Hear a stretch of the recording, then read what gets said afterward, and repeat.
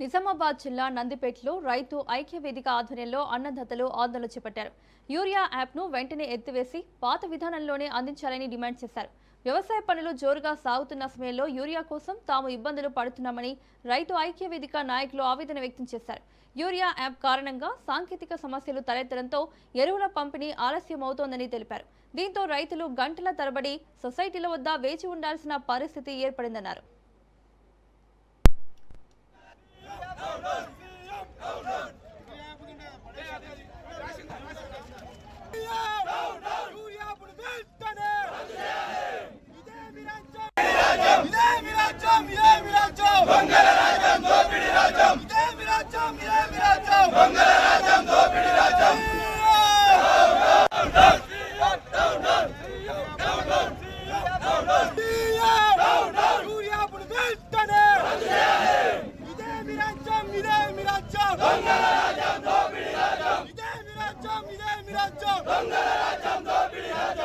ఈరోజు ఉమ్మడి మండల రైతుల ఆధ్వర్యంలో ఇలా పెద్ద ఎత్తున నిరసన కార్యక్రమం తెలియజేయడం జరిగింది.